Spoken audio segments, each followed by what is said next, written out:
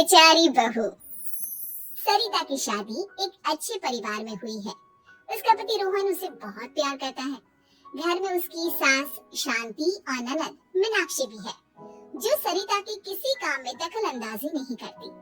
लेकिन फिर भी सरिता को ऐसा लगता है कि दुनिया की सबसे ज्यादा बेचारी बहू वही है और सबसे ज्यादा अत्याचार उसी पर हो रहा है।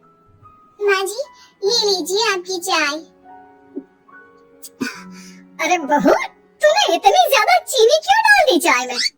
हाय हाय माँ जी, मैंने तो उतनी ही मीठी बनाई है जितनी मीठी आपको पसंद है। माँ जी, आपको तो मेरे हाथ की चाय अच्छी ही नहीं लगती। जब देखो कुछ न कुछ कमी निकाल ही देती हो। अरे बहू, तू एक बात के पीछे ही पड़ जाती है।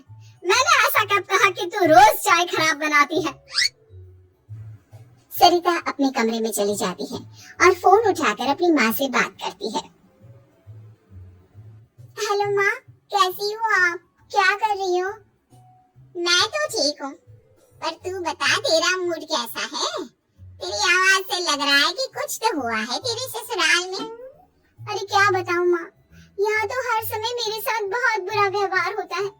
मैंने अपनी सास के लिए इतनी अच्छी चाय बनाई, लेकिन मेरी सास चाय पीते ही मुझे 4 बातें सुना दी।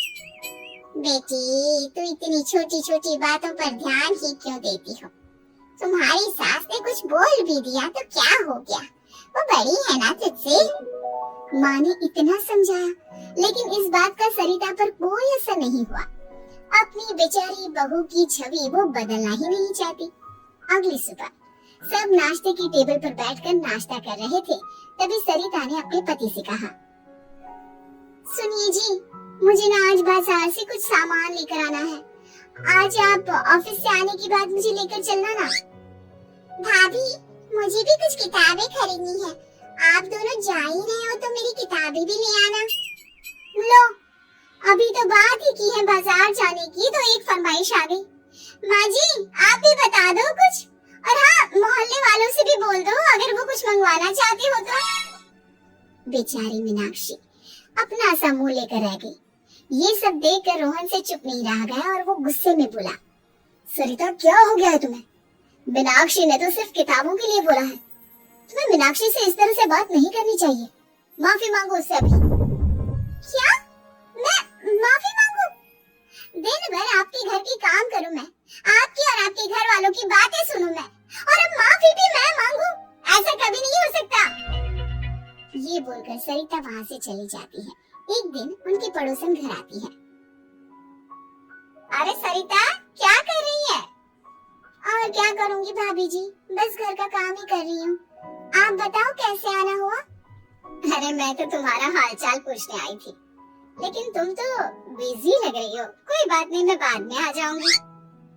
और क्या करूँ भाभी जी, जब से शादी होकर आई हूँ ना, बस काम ही कर रही हूँ, और इस घर में ना कोई मेरी कदर नहीं करता। पति है जो बस घर से ऑफिस, ऑफिस से घर।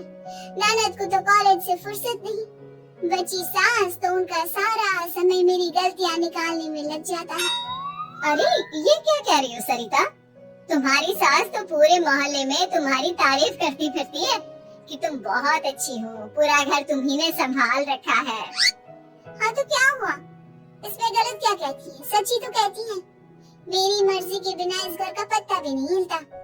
शाम को जब रोहन घर आया तो उसने सबसे कहा, कल हम सबको मौसी जी के घर जाना है, उनकी बेटी की शादी है। सब अपनी अपनी पैकिंग कर लो, सुबह होते ही निकल जाएंगे। और सरिता, तुम कान खोलकर सुन लो, वहाँ जाकर किसी की बुराई भलाई शुरू मत कर देना, नहीं तो मुझसे बुरा कोई नहीं होगा। हाय हाय जी, आप तो ऐसे कह रहे हो जैसे मैं सुबह शाम सबकी बुराई करती फिरती हूँ। आज तक कोई कह नहीं सकता कि मैंने किसी की पीठ पीछे किसी के बारे में कोई बुरी बात बोली हो तो। अरे बस बहू, बात को और ज्यादा आगे मत बढ़ा। हमें सब पता है तू हमारे साथ क्या व्यवहार करती है। ये बात घर तक रखना, शादी में किसी को कुछ मत बोलना, नहीं तो सब कहेंगे कि शांति की बहू कितना बोलती है। हाँ हाँ, सब कुछ तो मैं ही बोलती हूँ ना। आप लोग तो हर समय फूलों की बारिश करते रहते हो मेरे ऊपर। सारी गलती मेरी है जो मैं इस घर में आई, सबका कितना ध्यान रखती हूँ, लेकिन फिर भी मेरी तो आप लोगों की नजर में कोई कदर ही नहीं है। अगली सुबह सब लोग मौसी जी के घर पर चले जाते हैं। वहाँ पर और शादी का माहौल होता है। सब जगह चहल पहल होती है, बहुत सारे मेहमान आए हैं। सरिता को वहाँ बहुत अच्छा लग रहा है। वो अपने मन में सोचती है, क्या कितना अच्छा लग रहा है, कितनी रौनक है। मैं यहाँ किसी से ज्यादा बात नहीं करूंगी। अगर मेरे मुंह से कुछ ऐसा वैसा निकल गया तो रोहन जी तो मुझसे गुस्सा हो जाएंगी।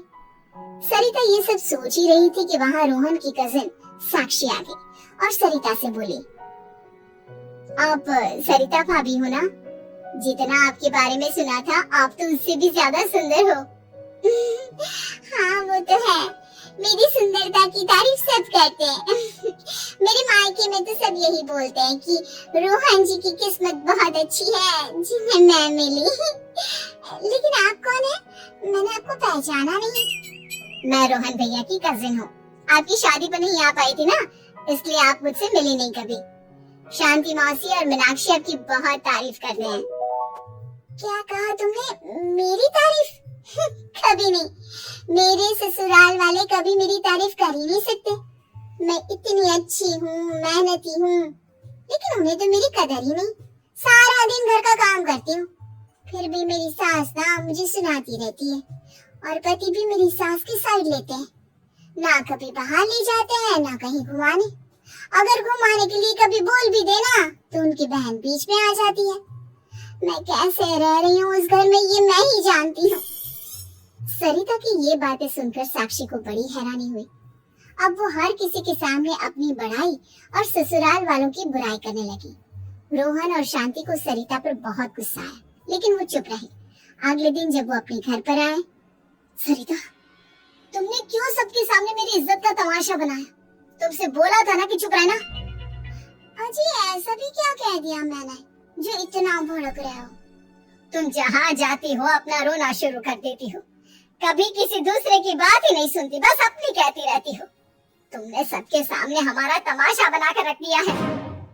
हे भगवान, मुझे अपने पास बुला ले। जिस घर में मेरी कदर ही नहीं, उस घर में मेरा क्या काम?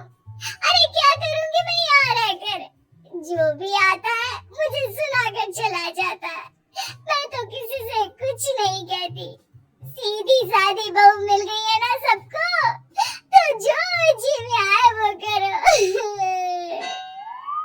सरिता ने अपने आगे किसी को कुछ बोलने ही नहीं दिया और उस दिन भी उसने सबके सामने खुद को बेचारी बना ही दिया। अगले दिन मीनाक्षी कॉलेज के लिए लेट हो रही थी, इसलिए वो हर काम जल्दी जल्दी कर रही थी। अपना नाश्ता लेने किचन में गई और पतीले में रखे गरम दूध को गिलास में डालने लगी। दूध का पतीला उसके हाथ से छूट गया और गरम गरम दूध उसके हाथ पर गिर गया। ओए माँ, हाय मेरा हाथ, माँ मेरा हाथ जल गया। मीनाक्षी की आवाज सुनकर सरिता दौड़ती हुई आई। ये क्या किया तुमने? तुम्हें नाश्ता चाहिए था तो मुझसे बोल देती, मैं क्या मना करती थी?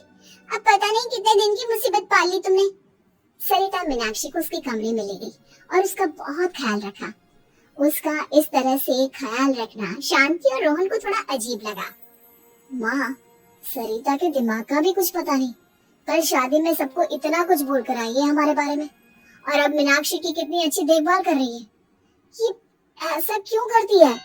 बेटा, तेरी बीवी की ना आदत हो गई है सबके सामने खुद को बेचारी दिखाने की, और आदत इतनी जल्दी नहीं बदलती।